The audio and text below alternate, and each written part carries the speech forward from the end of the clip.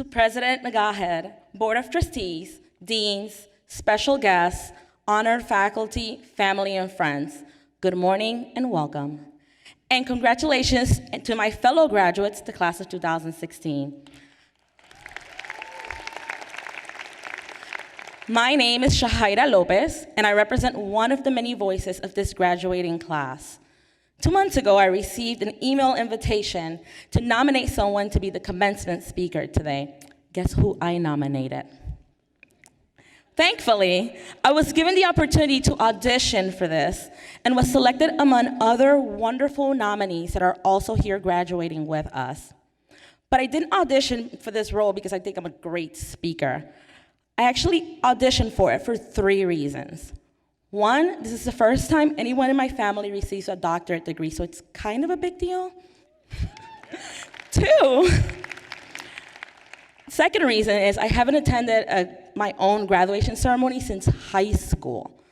So when I got an associate's degree, the college I attended only gave me 3 tickets, and I didn't want to choose which 3 people were my favorite for my family to go.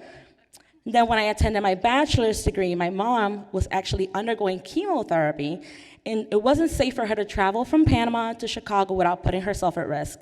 So I pretended I didn't really care about the graduation, and I didn't attend. Then for my master's degree, my mom had just finished her chemotherapy because cancer flared up again. And I told her, you know what, Mom, don't worry. I'm getting a doctorate. I'll go to that graduation, I promise. And so I did. So here I am today. However, my mom's not able to be here with me because she lost her battle to cancer in 2014. So I figured, let me be a speaker at this commencement ceremony in order to do something that I felt that she would be really proud of. The third reason why I volunteered to do this is because I knew that someone had to do it. Like someone really had to do what most people do not have the courage to do. And that is exactly what I want to talk to you about today. Graduates, it is no coincidence that you're sitting here today anticipating the moment that you walk across a stage. You are here because you made the courageous decision and volunteered to do something that most people would not do. 68% of Americans over the age of 25 do not possess a bachelor's degree or higher. I'm an educator. I value education, but I get it. It's tough. And looking back at what this journey has been, I get it. It takes courage to say, sorry, I can't go to the party this weekend because I have to write a paper. Or, even worse, it takes courage to face the fact that you're 2 points away from an A because you went to the party and didn't write that paper. Right? You're sitting here today because you had the courage to make it through that 1, 2, or maybe 3 classes that made you feel like a complete fool. You figured this degree wasn't for you. However, there is no doubt in my mind that it wasn't only our courage that got us to where we are today. It was also thanks to our supportive family and friends and to the efforts of National Louis University that ensured that students were successful. In my case, it was thanks to the cohort that NLU created. Through my cohort that met at El Valor Community Center in Little Village, I was able to attend doctoral classes that were offered close to my home. And I was able to create strong bonds with people that supported me until this very day. So whoever it was that came up with that idea of the El Valor cohort, thank you. Graduates, you are also courageous because of your career choice that you have made. Your choice to become a teacher, a school psychologist, an instructional leader, a school or district administrator, you have volunteered to become part of a noble yet difficult profession. The most inspiring coincidence is that by receiving this National Louis degree today, you're also embodying the vision of the school founder. I don't know if you know this or not, but back in 1886, National Louis University began as a college to train women to be kindergarten teachers. Our school founder, Elizabeth Harrison, believed that the future prosperity of community began with the education of its youngest children. And so she created Miss Harrison's Training School, which evolved to become NLU, a well-respected teachers of teachers in our region. Elizabeth Harrison was a courageous woman for volunteering to create a college to train women to teach. But it didn't just stop there. She also collaborated to create what is known today as the PTA, the Parent Teacher Association. So my question to you is, what will be your next courageous decision? As you think about the possibilities, and maybe you already have your next courageous move on the way, I want to present to you a challenge today. To every graduate here present, I want to challenge you to become a leader in education and not just an educator. Okay, so by show of hands, seriously, raise your hand. How many of you consider yourself leaders? Oh, that's actually more hands than I expected. So a leadership educator by the name of Drew Dudley believes that society equates leadership with changing the world, a massive task. But see, leaders are not only people that make large-scale changes, like Dr. King or Cesar Chavez or maybe even Oprah.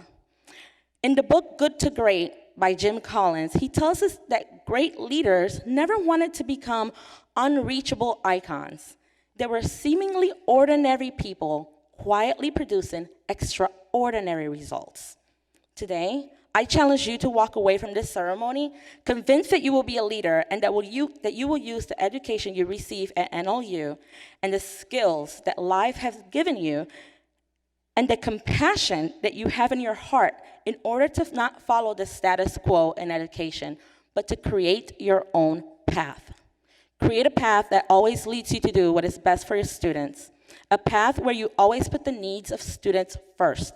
Because it is not until you make everything about meeting the needs of students instead of your own that you will become a leader in education.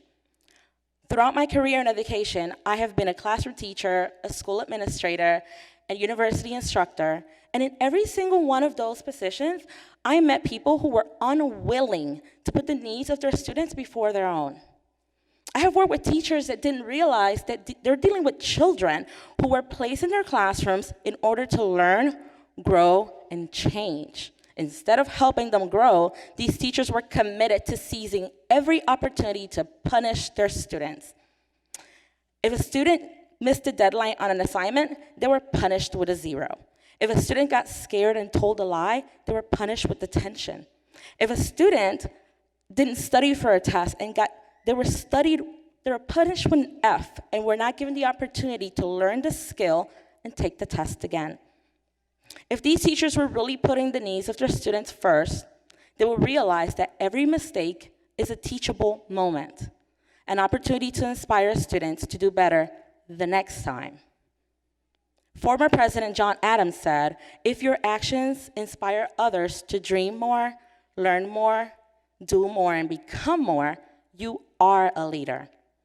Unfortunately, not everyone working in the field of education knows this, or perhaps it wasn't presented to them the way that NLU presented it to me. During my studies in the Educational Leadership Doctoral Program, I learned more about myself and people than I ever imagined I would.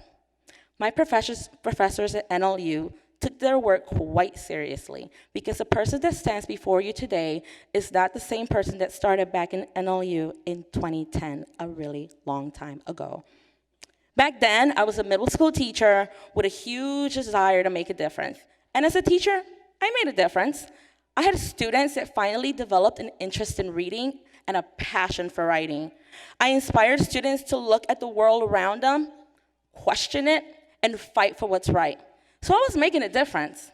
But it wasn't until I was actually writing this speech that I realized, although I was a leader before I started NLU, I wasn't as effective as I wanted to be because I often got in my own way. And it wasn't until I began to internalize what I was learning at NLU that I truly understood what it meant to put the needs of students before my own. At NLU, I learned that being a school administrator is more than just doing what's right at the right time for our students, but it's also about being aware of my strengths and weaknesses, aware of the impact of my actions and words have on others. Who would have thought that educational leadership is not only about managing schools, policies, and procedures, but it's also about managing emotions?